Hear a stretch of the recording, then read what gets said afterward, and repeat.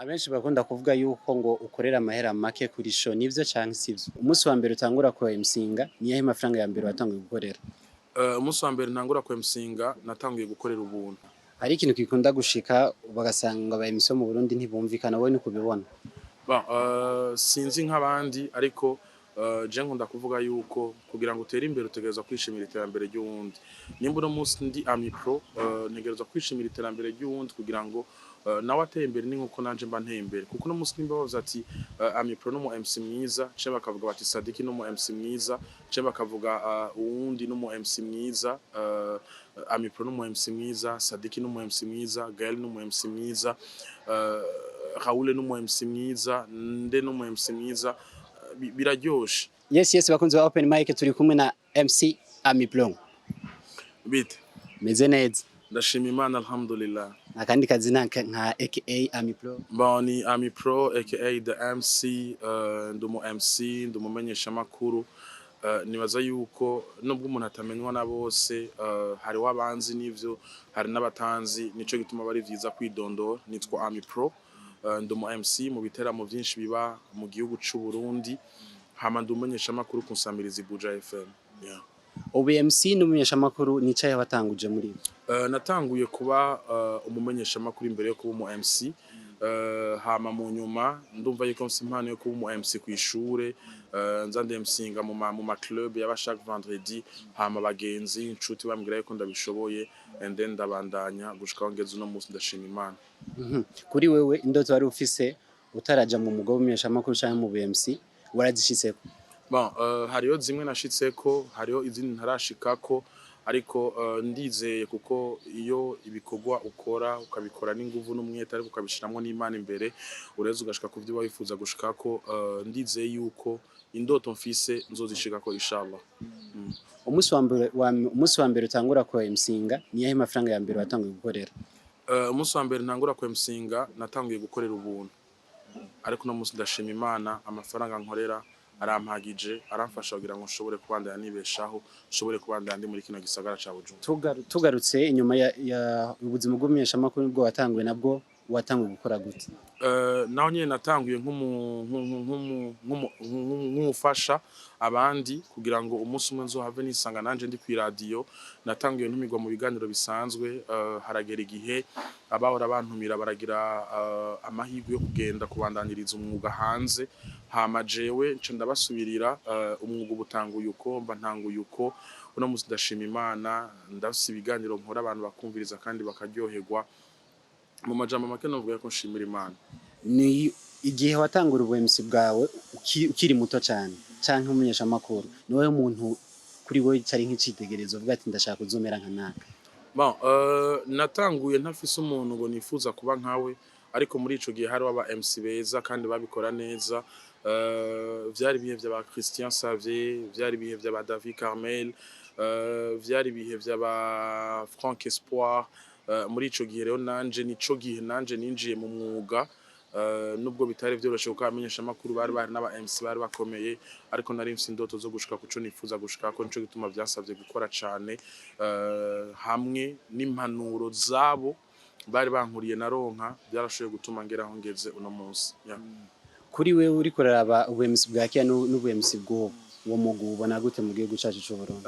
Ubu MC bwa kera nivyo aba MC bari bahari kandi bari beza kandi banabikora neza, big up kuri bo. Ariko ubu MC bw'ubu novuga yuko isi iratera imbere, ibintu bigenda biratera imbere. Uno munsi novuga yuko birimo amafaranga cane gusumba aho hambere, kandi ikindi naco nuko uno munsi aba MC ni benshi pahapaho n'ubwa mbere.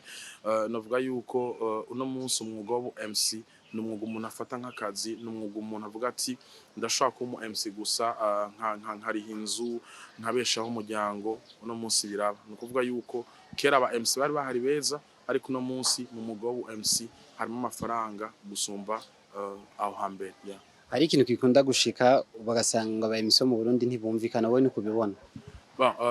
Sinzi nk'abandi ariko je nkunda kuvuga yuko kugira ngo uterimbere utegerezwa kwishimira iterambere ry'uwundi.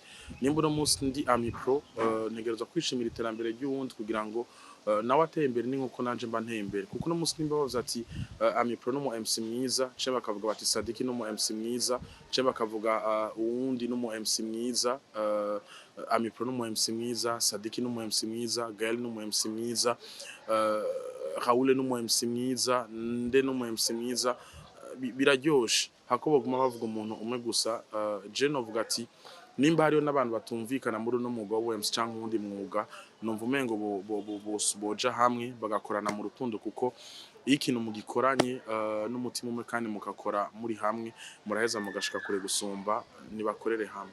Abenshi bakunda kuvuga yuko ngo ukorera mahera make kuri show nivyo canke sivyo? Bon sinzi amahera make kuri bo ashobora kuba ari menshi kuri jewe amahera menshi kuri bo ashobora kuba ari make kuri jewe biravana je nimba amahera nkorera ashobora kumbeshaho akabeshaho umuryango wanje akandihira inzu agatuma ashobora kubandanya mbaho muri kino gisagara kuri je ntabari make umuntu ashobora kuronka miliyoni 10 undi akaronka miliyoni uwo miliyoni agatera imbere gusumba miliyoni 10 rero ku ruhande rwanje urinze ubona mpagarara kuri stage nuko mba nagiranye ibiganiro vyiza nabo bantu ku ruhande rwanje nico bituma mpeza nkakora ndashima uko bimeze kose. Ndakunda gukurikirana statizi wawe ukunda kwandika ko amajambo umenga nayo guhanura ide inspiration ikurahe? Ndayikura muri jewe ndayikura mu ko nakuze mbona ibintu canke mbona ingene abandi bakora natahuye neza yuko nimba ashaka gutera imbere ntegeza kwishimira iterambere ry'uwundi natahuye neza yuko kuri no si nta wama afise natahuye neza yuko igiti gikura kikabisa ikindi natahuye neza yuko ntashobora kuba Amipro nafise abantu bandi hafi kugira ngo mbe Amipro nuko abari abandi bantu bankikuje ni kimwe mu bituma ry'amajambo ushobora kuyandika kandi nkayandika avuye ku mutima. Ni ikihe cyakuryoheye kuva ugishika mu BMC?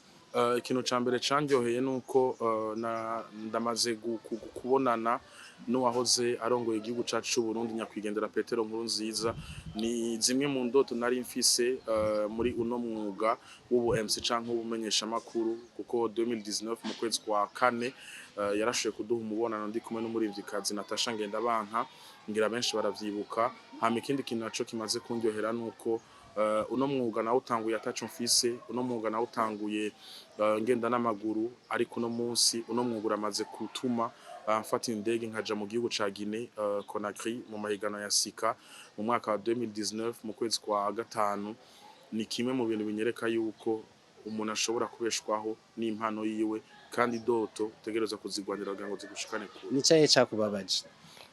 Ikintu ca mbere cambabaje nuko ntaratangura uno mwuga hari abantu benshi barabagenzi ariko maze gutangura no mwuga wo kumenyekana naragize abagenzi naragize abansi hari abantu bakwanka ataco baguhora hari abantu bakwanka batarakuvugisha hari abantu bakwanka mutaranavugana hari abantu bakwanka bumva gusa yuko bokwanka kugira ngo bumve ko bakwanse ariko nkunda kuvuga nti umwansi wawe ntuzomusabira inabi musabira neza kuko ni wasabira umwansi wawe neza n'Imana izoheza iguhezagira. Ndagushimira. Imana iguhe umugisha cyane.